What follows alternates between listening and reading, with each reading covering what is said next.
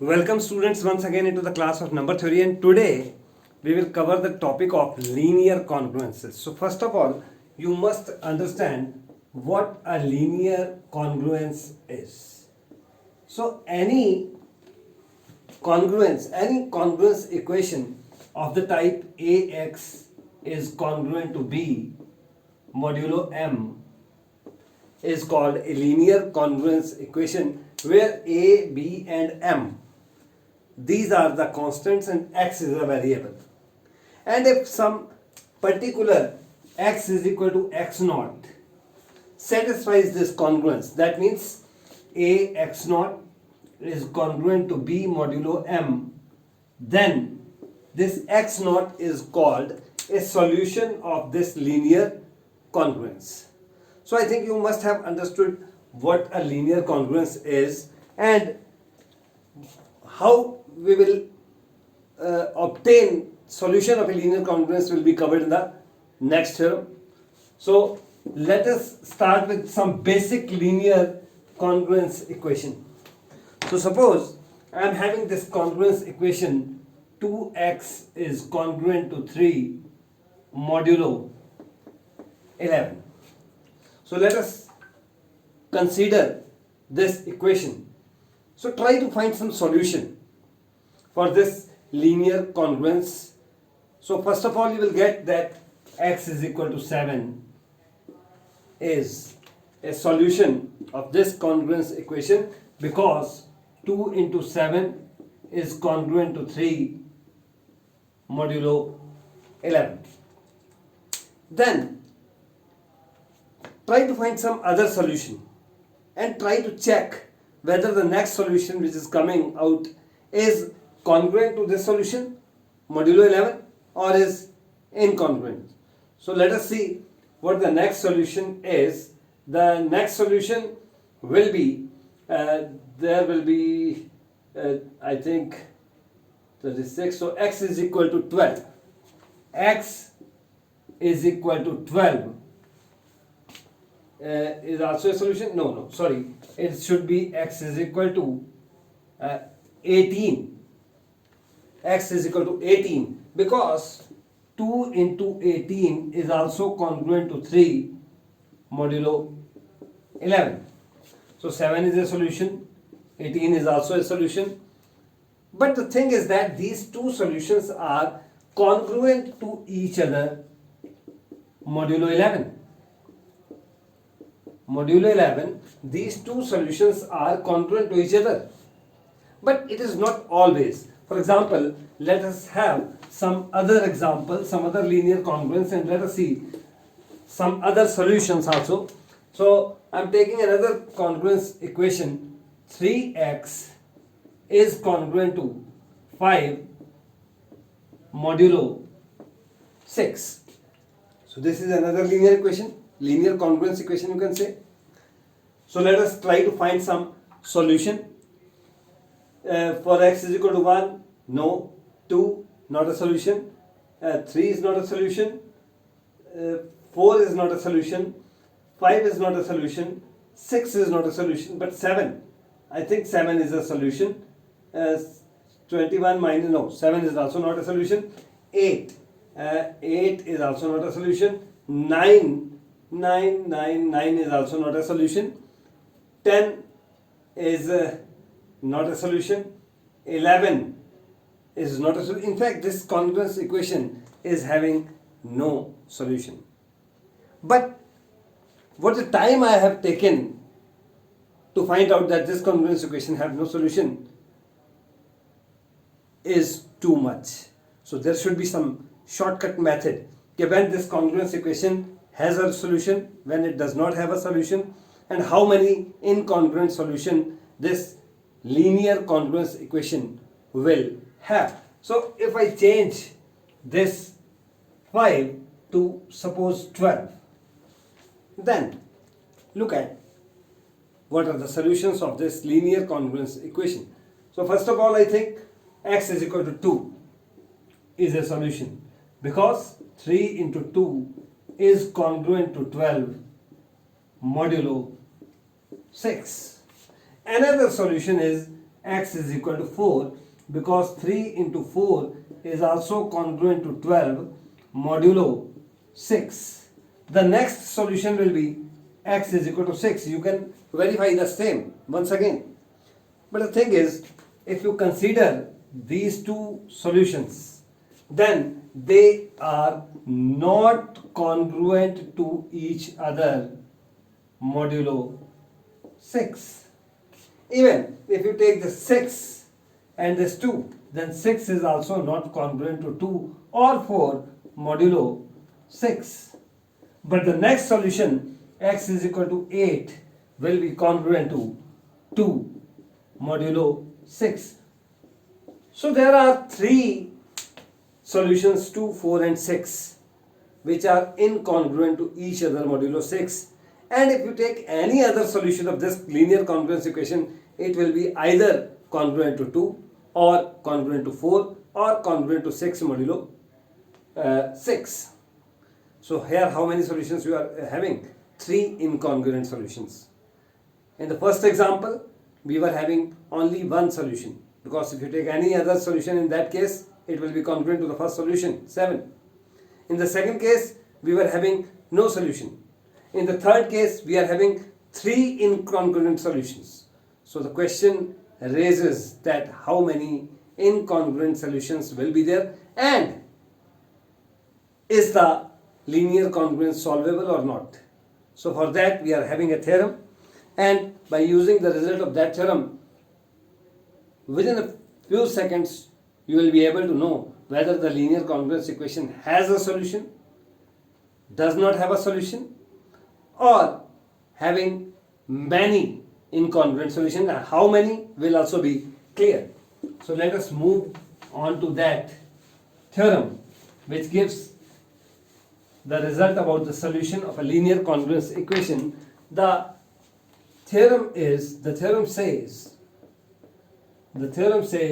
let GCD of A and M be D, then the linear congruence equation, or you can say linear congruence, AX is congruent to B modulo M, has a solution if and only if D divides B. So the first thing is that if this D, the GCD of A and M, divides B, only then this congruence equation AX is congruent to B modulo M will have a solution. Otherwise it will not have a solution. So from this part you are able to know whether the linear congruence equation is solvable or not. And if it is solvable, then how many incongruent solution will be there is the next part. Further, if D divides B, then it has exactly D incongruent solutions modulo M. So there will be D incongruent solutions. And if you take any other solution other than these D incongruent solutions, that solution will be definitely congruent to at least one of these D solutions, the set of these D solutions. So let us start with the proof of this theorem, because it is a very important theorem which gives a very useful result to know directly whether a linear congruent equation is having a solution or not, and if it is having a solution, then how many incongruent solutions are there. So I'll start with the linear congruence equation. Consider AX is congruent to B modulo M. Let GCD of A and M be D. Let X is equal to X naught be a solution of this linear congruence. Then this X naught must satisfy the linear congruence, that means ax naught is congruent to b modulo m, or you can say m divides ax naught minus b. Now, what is the GCD of a and m is d. GCD of a and m is d. So therefore, first look at this. From here you can say that ax naught minus b is m times some integer, you can say z, or you can say b is equal to ax naught minus mz. Now GCD of a and m is d, so that means d divides a and d divides m, and if d divides a, then d will definitely divide any multiple of a, so you can say that d divides ax naught, and similarly d divides m, so d divides any multiple of m, so you can say d divides mz. And if d divides ax naught, d divides mz, then d must divide their difference, so that means d divides ax naught minus mz, but ax naught minus mz is b, so this means d divides b. So that means if the equation is solvable, then GCD of a and m must divide b. This part we have proved. Now conversely, suppose d divides b, and then we will show that the linear congruence will definitely have a solution. So let ax congruent to b modulo m be the linear congruence, and let GCD of a and m be d. Let further that d divides b. If d divides b, then b is d times k. D times k. Further, GCD of a and m is d. That means there definitely exist some integers x naught and y naught such that their linear combination ax naught plus my naught is equal to d. And multiply both sides by k now. Multiplying both sides by k, you will get ax naught k plus my naught k is equal to dk. What is your dk? Your dk is b, so replace this dk by b.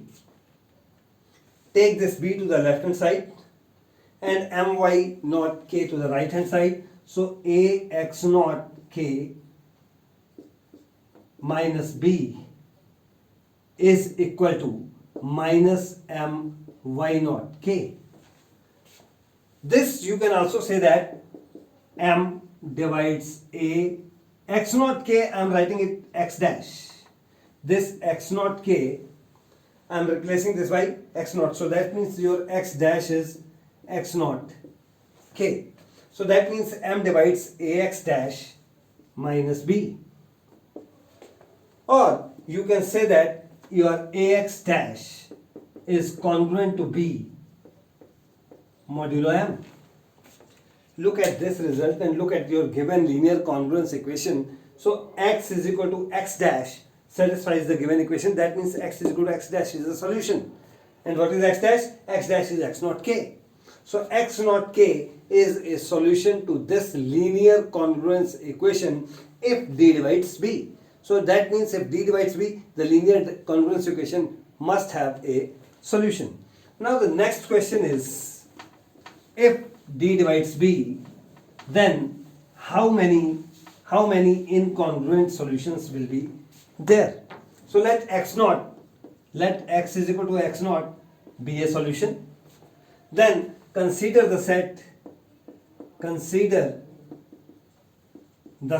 S consisting of x naught plus m upon d k m upon d comma x naught plus 2m upon d, x naught plus 3m upon d, and so on, x naught plus d minus 1 m upon d.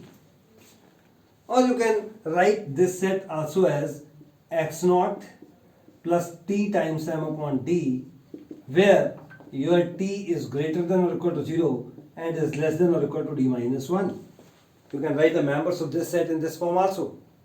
And each member of this set is a solution of the given this linear congruence equation, because this satisfies this. Why? If you substitute this value here, you will get ax naught plus tm by d is equal to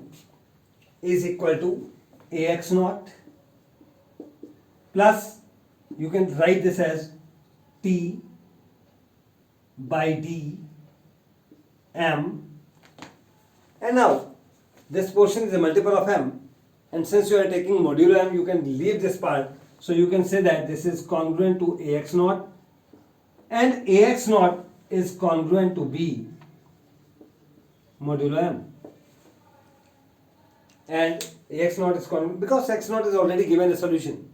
So that means x naught plus tm by d is also a solution of this equation. So each member of this set is a solution of the given linear congruence. Now the question is, no two solutions of this set are congruent to each other, and if there is any other solution, then it will be congruent to at least one of the solutions from this set. And that can also be shown very easily.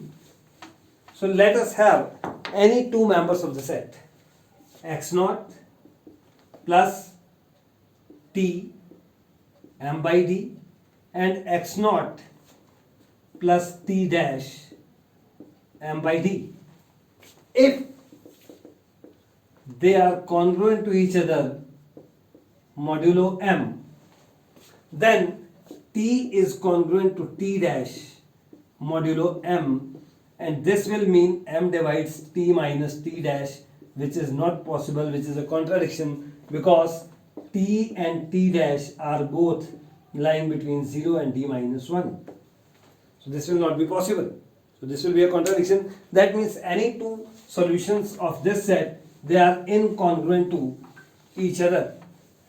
And if you are having any other solution of this congruence equation, then it will be congruent to at least one of the solutions of the given set. And that part I am going to leave you for you as an exercise. So I think you will complete this exercise, and in the next video we will have more and more about linear congruences, and then the system of linear congruences, which will be solved by the use of Chinese remainder theorem, that we will state and prove in the next video. Till then, thank you once again.